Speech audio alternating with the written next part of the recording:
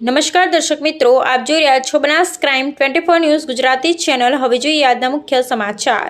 ભાજપ શાસિત ડીસા નગરપાલિકાના હોદ્દેદારો વિપક્ષ અને અપક્ષના સભ્યો સામે ઘૂંટણીઓ પડ્યા। જનરલ બોર્ડ ગણતરીના મિનિટોમાં સમેટી લઈ બોર્ડના અધ્યક્ષે ચાલતી પકડી। ડીસા પાલિકાની સામાન્ય સભા ગણતરીની મિનિટોમાં સમેટી લેવાતા વિપક્ષ સભ્યોએ વિરોધ નોંધાવ્યો। સભ્યોની પણ ઓછી હાજરી જોવા મળી। પાલિકા પ્રમુખે ભ્રષ્ટાચારના મુદ્દે મૌન સેવી લેતા શંકા કુશંકા સેવાઈ। ડીસા નગરપાલિકા હોલમાં આજે જનરલ બોર્ડ યોજાયું હતું, જે જનરલ બોર્ડમાં શહેરના અનેક પ્રશ્નો ઊભા હોવા છતાં કોઈ પણ જાતની ચર્ચા કર્યા વિના અને મતદાન કર્યા વિના ઠરાવો વાંચી માત્ર 8 મિનિટમાં જનરલ બોર્ડ સમિતિ લેવામાં આવી હતી। વિપક્ષના સભ્યોએ વિરોધ નોંધાવ્યો હતો। પ્રમુખ નીતાબેન નિલેશભાઈ ઠક્કરના અધ્યક્ષસ્થાને મળેલી આ સભામાં કુલ 28 સભ્યોની પાંખી હાજરી નોંધાઈ હતી। 11 મુદ્દાના એજન્ડા હોવા છતાં કોઈ પણ સભ્યને બોલવાની તક આપ્યા વિના સભા ઝડપથી સમાપ્ત કરી દેવાતા વિપક્ષી સભ્યોમાં રોષ જોવા મળ્યો હતો।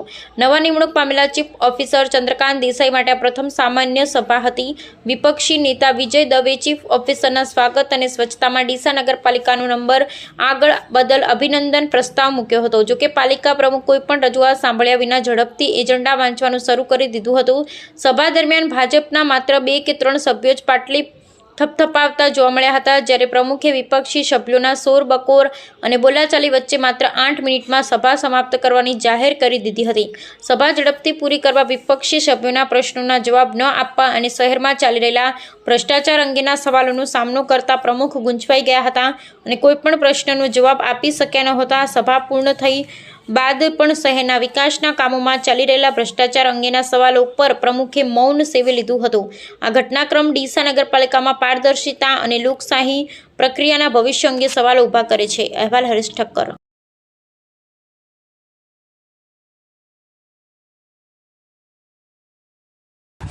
અને કેટલા મુદ્દાઓ ઉપર 9 મુદ્દા હતા। કેટલા મુદ્દાઓ ઉપર ચર્ચા છે? કેટલા મુદ્દાઓ ઉપર ચર્ચા છે? દરેક મુદ્દા ઉપર આપવાની જ હતી, પણ બધા પેલું કરવા માંડ્યા એટલે કંઈ હું આપી ના શકી। શું કરતા હતા? એ તો મુદ્દાઓ ચર્ચા કરવા તૈયાર હતા, નતા તૈયાર, બધા બોલતા જ હતા એટલે હું આપી ના શકી। ઓન રેકોર્ડ છે, તમારી જોડે પણ રેકોર્ડિંગ હશે। એ મુદ્દાઓ પર ચર્ચા કરવા તૈયાર હતા, તમે કેમ ના કરી? કરવાની જ હતી મારે ચર્ચા। કયા મુદ્દાઓ? આ મુદ્દાઓ અહીં જ છે। તમને કોણે ના પાડી? તો તમને કોણે ના પાડી? વિજયભાઈને ક્યાં કોઈનું સાંભળવા જ દેતા હતા? તમે જવાબ જ ક્યાં આપતા હતા? તો મેં કીધું ને, મેં કીધું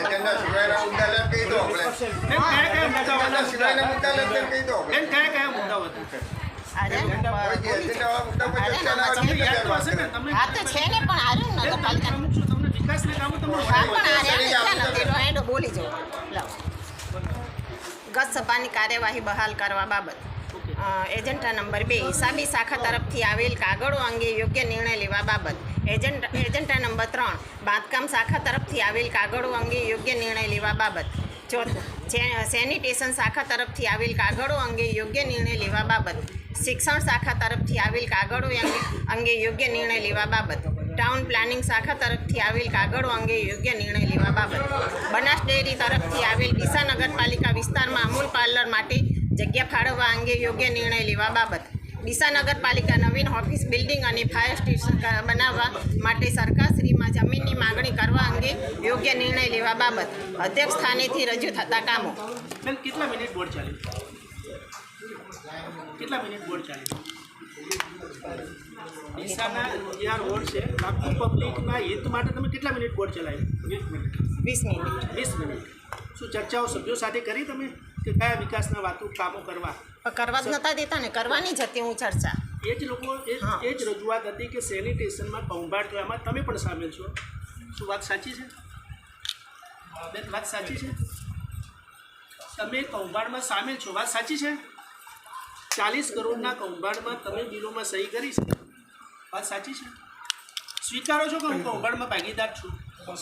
સીટની તપાસ સમિતિની કાર્યવાહી ચાલુ છે, સીટની તપાસ રિપોર્ટ આવશે એટલે ચર્ચા કરીશું આપણે। તપાસમાં હું પણ આરોપી છું, દોષિત છું, સ્વીકારો છો તમે?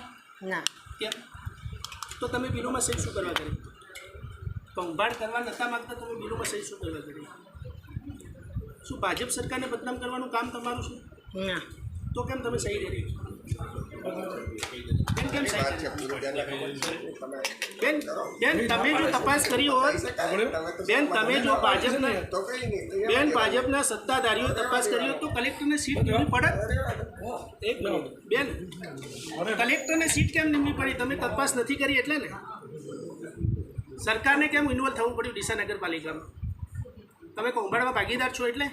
ના તો તમે અપક્ષના ચૂંટાયેલા સેનિટેશનના ચેરમેન કેમ બન્યા?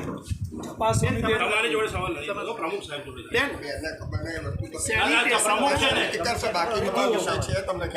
બેન તમે તમારો વિષય ના હોય તો તમે રાજીનામું આપી દો, ઉપપ્રમુખને ચાર્જ આપી દો. તમે રાજીનામું આપો. અથવા રજા ઉપર શાંતિ રાખો 2 મિનિટ ખાલી તમારી જોડે જવાબ ના હોય તપાસ સમિતિની કાર્યવાહી ચાલુ જ છે. રિપોર્ટ આવશે કેમ એટલે સરકારને ટીમ કહીશું. નીમવી પડી? ભાજપની સત્તાધારી બોડી હોવા છતાં સરકારને કેમ ઇન્વોલ્વ થવું પડ્યું? તમે કેમ ઇન્વોલ્વ ના થયા? તમે સાચા હતા એટલે? સાચા હતા એટલે?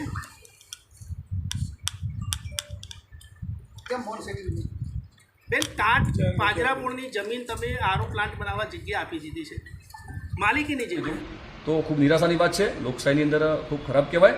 કારણ કે જો લોકશાહીની અંદર આ રીતે જો જનરલ બોર્ડ જે સામાન્ય સભાઓ જે આ સ્થાનિક સ્વરાજની બધી સંસ્થાઓ છે અને જો સંસ્થાઓની અંદર આ બધું શીખવાડવામાં આવશે તો મને નથી લાગતું કે આવનારા દિવસોમાં વિધાનસભા હોય, લોકસભા હોય કે કોઈ બીજા જે ફોરમ હોય કે જ્યાં લોકશાહી ચાલશે. જો લોકશાહી નહીં ટકે તો આ દેશને ખૂબ ભોગવવાનું આવશે. એનું દુઃખ છે અમને.